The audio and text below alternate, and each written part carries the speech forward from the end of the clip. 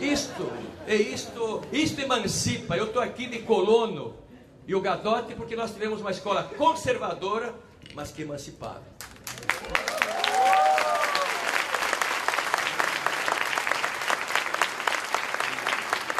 Conservadora porque, como diz o João Pedro Stedler, não queira ideologizar na escola. A escola é política pelo que ela faz, como o Gadotti tem, pelo conteúdo, pela forma, pela relação aluno-professor, etc. Qual é o método? O método que tem sujeitos. E aqui eu não vou me demorar, porque os colegas colocaram muito bem. O professor já não é sujeito. Chico de Oliveira, na conferência de 2001, na AMPED, diz: cuidado, tudo está virando mercadoria. Mercadoria é mimese, isto é repetição. Instituto Ayrton Senna, Instituto Positivo, e vai lá o professor vomitando coisas e sendo avaliado por essas coisas. O secretário de Educação do Rio de Janeiro, o economista, assumiu o poder dizendo: professor é entregador de conhecimento. Essa é a definição. Esta é a definição do IOSP, que vai dizer em 11 de abril na Veja, duas escolas. Uma para quem não pode perder tempo com utopia, tem que ir ao trabalho. Mas isso é tão velho, e ele é tão idiota, que não cita a fonte. Isso, em 6 volumes, de Steele e Tracy, num deles, sobre ideologia, dizia que todo o sistema educacional, por natureza, devia ter 2 tipos diferentes de educação. Um para aqueles que têm tempo, porque a escola é lugar de ócio, para se preparar, estudar, ler, ter línguas, etc., porque são predestinados a dirigir a sociedade. E outro que tem que aprender desde cedo o duro ofício do Pronatec, aliás, do trabalho.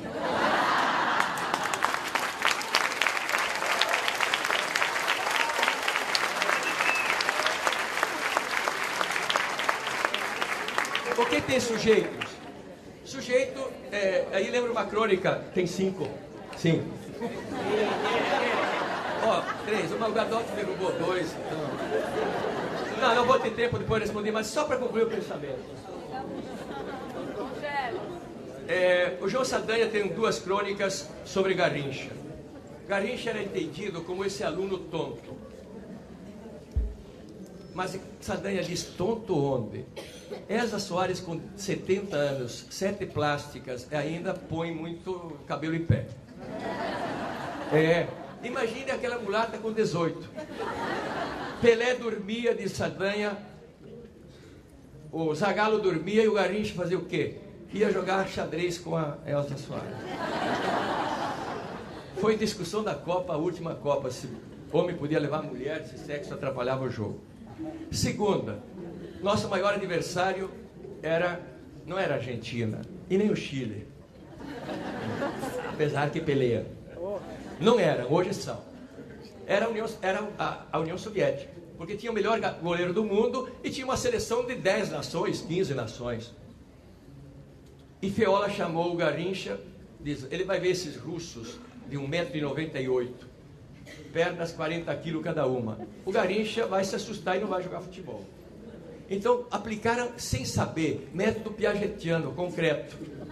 O jogador, sim, os jogadores busca a base, driblando estaquinha pequena, fundamento, olhe nos estádios. Para ele colocaram 1,98 m.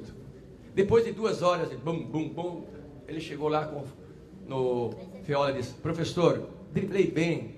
Mas diz: olha, se você driblar esses postes, isto é, esses russos altos, você vai fazer um balaio de gol e o Aranha Negra vai chamar a Mosca Branca. E o Garrincha com sua cabeça disse: mas é preciso avisar os russos ficarem paradinhos como os postes. É de uma pedagogia, Gadotti e Guilherme, estonteante. Este sujeito quer nos impor um método a priori, um conteúdo a priori. E finalmente, o que é a democracia, o método democrático? Eu vou citar aqui Florestan para concluir. Qual é a tarefa do intelectual neste vale de lágrimas? Em nosso papel. O Florestan diz o seguinte: a causa principal consiste em ficar rente à maioria e às suas necessidades econômicas, culturais, políticas e educacionais. Pôr o povo no centro da história, como mola mestra da nação. O que devemos fazer não é lutar pelo povo. As nossas tarefas são de outro calibre. Devemos colocar-nos a serviço do povo brasileiro para que ele adquira, com a maior rapidez e profundidade possíveis, a consciência de si próprio e possa desencadear, por sua conta, a revolução nacional que instaure no Brasil uma nova ordem social e democrática, um Estado fundado na dominação efetiva da maioria. Isso eu defino concretamente com comida, teto, roupa, se chama emancipação. Obrigado.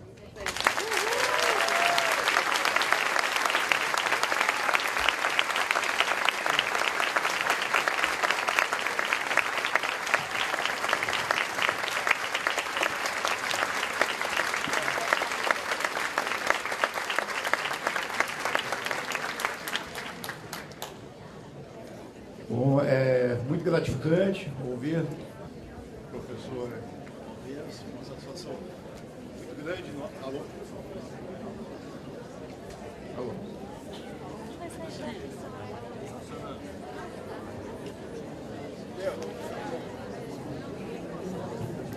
Oi.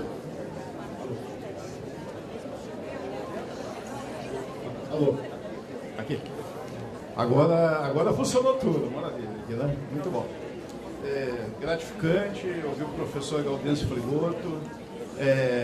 Meu papel aqui é de chato, eu fiquei passando os bilhetinhos a ele aqui, professor, tá ali, falta 5, falta 3, mas realmente, assim como o professor Gadotti, o professor Guilherme, todos gostaríamos de continuá-los ouvindo, né? Mas agora é o momento de interação, é o momento das perguntas, então nós vamos começar a receber aqui, já tem uma pergunta aqui e eu até também faria um pedido aqui, porque foi solicitado pela organização, para que as pessoas que estão aqui no palco podem permanecer, mas que o palco não teria condições de aguentar mais outras pessoas. Então eu pediria que aqueles que estejam aqui conosco permaneçam, tá? E que os demais aguardem nas suas posições. Ok? São aquelas questões de ordem, né? Aqui a primeira pergunta, enquanto a organização não traz, né? Direcionamento para o professor Frigoto, é da Thelma, do Instituto Federal do Triângulo Mineiro. A Thelma está perguntando, professor Frigoto, considerando o neoliberalismo, considerando a acumulação flexível e tendo a clareza de que o trabalho docente não é sacerdócio, pergunto: o senhor acredita que professor deve ser vocacionado para o magistério? Essa é a pergunta dela, né? Você acredita que o professor deve ser vocacionado para o magistério? E ela pergunta também aqui, hegemonicamente, dizemos que não, pois dizer que professor pode ser fabricado. Essa é a pergunta que ela faz aqui, professor. Olha, primeiramente o seguinte, o termo vocação é carregado de sentido histórico. Eu tive 4 vocações. Primeiro, a ser colono, porque desde o primeiro ano do ventre materno eu vi que tinha pouca terra no latifúndio. Entre o latifúndio e o minifúndio, né? No minifúndio. Segundo, quando vi um caminhão. Ser caminhoneiro era um deus, motorista. Terceiro, quando um padre passou lá e me perguntou se eu sabia o que era seminário. Eu disse que não. Ele me disse que era um lugar que se rezava um pouco. Eu fiquei feliz porque na minha casa se rezava muito, eu tinha raiva disso. 2, porque se trabalhava um pouco, opa, a vocação subiu.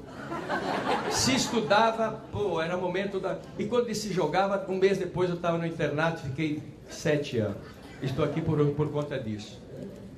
E depois foi me construindo, professor. Sou o que sou e voltaria a ser. Então, a gente faz escolha em circunstâncias.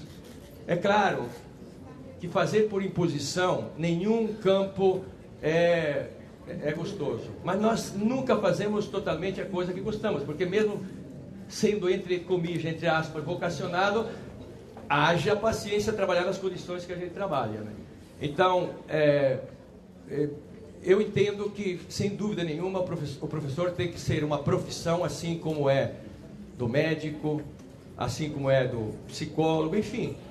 É que na nossa cultura e na nossa sociedade, o professor é a genie da música do Chico Buarque, desde muito tempo. Sempre que se compara Coreia do Sul, Japão, não gosto da ideologia educacional desses países, mas na coerência deles, eu digo, por que não importa então o que se faz? Por exemplo, no Japão, o único cidadão que não pode fazer reverência ao imperador é o professor, porque o imperador teve professor, e quem faz isso é um símbolo. Não é o símbolo que nós temos na televisão, que o professor é um desmiolado, né? E a gente acha isso inocente, ri disso. Não, isso é uma forma que se constitui. Então, o professor tem que ter o domínio da área dele, mas não basta. O Gadotti colocou isso. Se a gente quer influir na sociedade, tem que ser educador, ter projeto, ter visão, em suma. E também ter trabalho coletivo. Então, daquilo que é a minha experiência, fui me constituindo professor. E fui me constituindo professor com os outros. E sempre que a gente tem um trabalho coletivo, ainda que na divergência, ele é potente. Só que nós somos educados, nós então que trabalhamos na pós-graduação, o meu lápis, né? E acabamos competindo um com o outro. Acho que o professor tem que ser profissional e ter, gosto muito da ideia de ter um piso